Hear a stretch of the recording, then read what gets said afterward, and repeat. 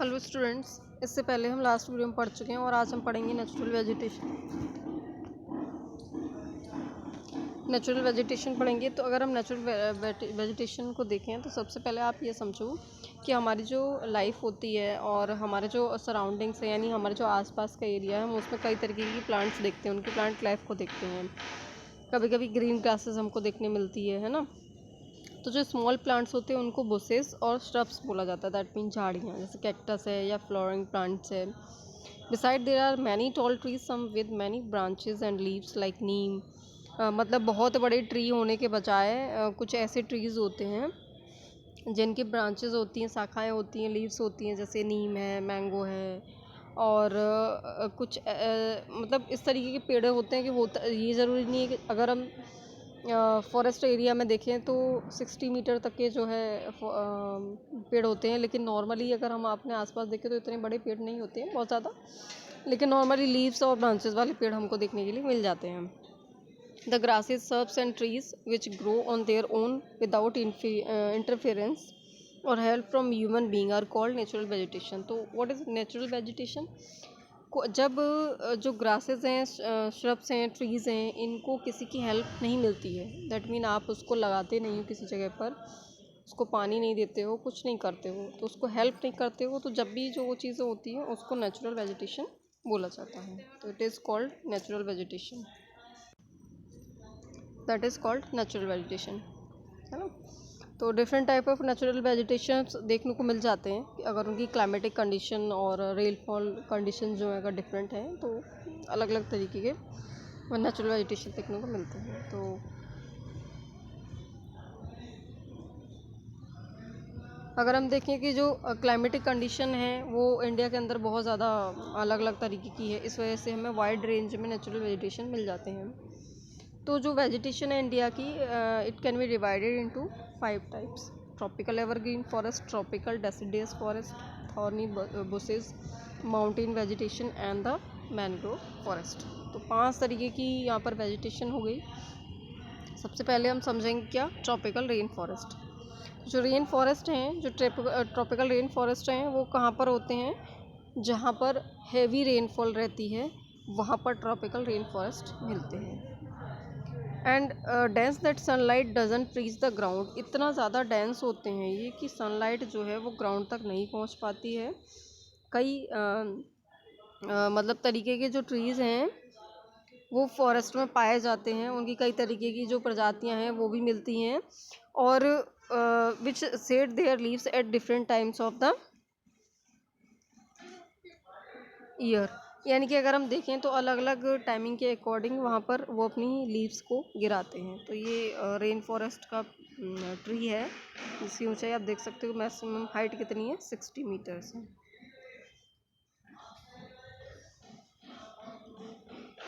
Therefore they always appear green and are called evergreen forest. इस वजह से वो पूरे टाइम ग्रीन दिखाई देते हैं और उनको एवरग्रीन फॉरेस्ट कहा जाता है। तो जो इम्पोर्टेंट ट्रीज़ हैं इस फॉरेस्ट में वो कौन कौन से हैं, महागोनी, एबोनी और रोजवुड। ये कहाँ पर मिलते हैं, अंडमान निकोबार और कुछ पार्ट्स हैं नॉर्दर्न ईस्टर्न स्टेट के, है ना। वेस्टर्न स्लोप्स है उसकी कुछ स्ट्रिप है, नर्व स्ट्रिप, और वेस्टर्न घाट्स। तो घर है एक तरीके से इन फॉरेस्ट के लिए। ट्रॉपिकल डेसिडियस फॉरेस्ट को अगर हम देखें तो in large part of the our country we have this type of forest. हमारे यहाँ पर सबसे ज़्यादा कौन सा फॉरेस्ट है, वो है हमारे यहाँ पर ट्रॉपिकल डेसिडियस फॉरेस्ट। और these forest are also called monsoon forest, और इनको क्या कहा जाता है, मानसून फॉरेस्ट कहा जाता है। ये हालांकि बहुत ज़्यादा डेंस नहीं होते हैं, जबकि जो ट्रॉपिकल रेन फॉरेस्ट होते हैं वो बहुत ज़्यादा डेंस होते हैं। They shed their leaves at the particular time of the year. ये अपनी जो लीव्स होते हैं उनको एक पर्टिकुलर टाइम पर गिराते हैं।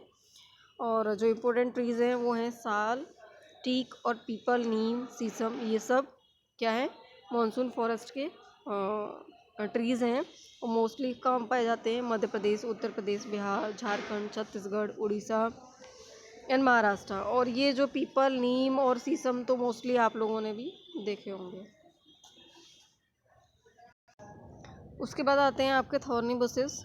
तो this type of vegetation is found in dry areas of the country. जो ड्राई एरियाज़ हैं कंट्री के, वहाँ पर थॉर्नी बसेज मिलती हैं। तो जो लीव्स हैं वो spines to reduce the loss of water. देखो होता क्या है कि जो झाड़ियाँ कहाँ पर मिलेंगी, इसका मतलब होता है झाड़ियों से। तो झाड़ियाँ कहाँ पर मिलेंगी, जहाँ पर पानी कम होता है, यानी बहुत ज़्यादा पानी नहीं होता है, तो अपने आप को सर्वाइव कर पाते हैं वहाँ पर। लेकिन जो अगर हम ट्रीज़ की बात करें, जैसे नीम है, तो वो अपने आप को ऐसे एरिया में सर्वाइव नहीं कर सकता है।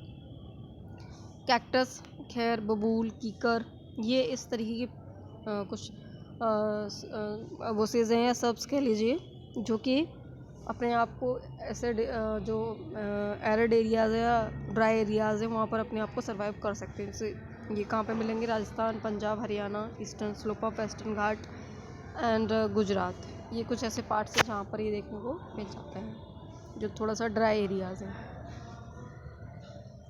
ये दिख रहे हैं ना आप लोग पेड़, ये क्या है, ये सब उसी का है, पार्ट है बस इसका।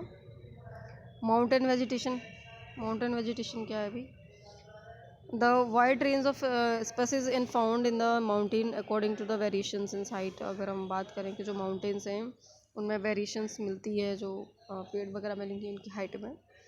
तो जो हाइट है वो with increase in height the temperature falls at a height between 1500